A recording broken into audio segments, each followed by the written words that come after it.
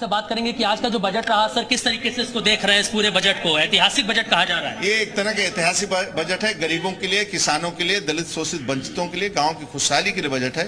गांव गरीब किसान की खुशहाली के लिए बजट है। इसलिए बजट शानदार है और बजट का आकार भी जबरदस्त है। इसलिए आदरणीय मोदी जी को, आदरणीय योगी जी को, सुरेश खन्ना जी को हम लोग शुभकामनाएं, बधाई देना चाहते हैं। शुभकामना दे रहे हैं। जो विपक्ष है, खासतौर पर समाजवादी पार्टी कह रहे हैं पिछले बार का जो बजट था उसको तो खर्च नहीं कर पाए, सिर्फ जनता की वाहवाही लूटने के लिए इतना बड़ा बजट लाते हैं, खर्च नहीं कर पाते हैं। आप कल्पना करिए 14 साल का बालक जिसकी उम्र 14 साल नहीं होगी, यानी 2014 में वो बालक का उम्र 22-23 साल हो गया है। उसको यही नहीं पता होगा कि यहाँ बम फटते थे।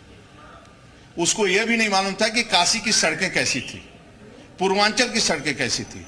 उसको यह भी मालूम नहीं होगा कि बेटियों को कैसे उठाकर लोग ले जाते थे और रिपोर्ट दर्ज नहीं होता था। उसको यह भी मालूम नहीं कि उत्तर प्रदेश में आने में लोग डरते थे। आज विश्व से लेकर हिंदुस्तान के कोने में लोग बुंदेलखंड जैसे स्थानों पर निवेश करने आ रहे हैं, धन लगाने आ रहे हैं, फैक्ट्री खोलने आ रहे हैं, रोजगार देने आ रहे हैं।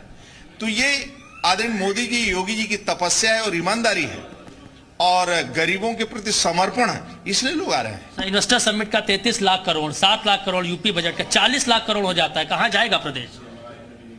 तो इसी कारण तो दुनिया में नाम हो रहा है। मैं सिंगापुर गया था, यानी कि सोच में देखिए, सोच बदलता है कैसे। सोच बदलने के कारण सिंगापुर में एक व्यक्ति बोला कि मैं गया था काशी में, एक ई रिक्शा चालक को भूल से 1000 रुपया दे दिया, तब 500 रुपये उसने नोट वापस किया। यानी उसके नोट 500 रुपया वापस करने के कारण, उस ई रिक्शा के कारण इस देश का सम्मान सिंगापुर में बढ़ा। तो सोच लोगों की बदली है। अब राष्ट्र के प्रति समर्पण होकर काम करना चाहते हैं, परिश्रम करना, खुशहाली। इनका सपना कि विश्व में हम आगे बढ़े। इसलिए गांव, गरीब, किसान सभी लोग रात दिन परिश्रम कर रहे हैं, जिसके कारण देश खुशहाल हो रहा है।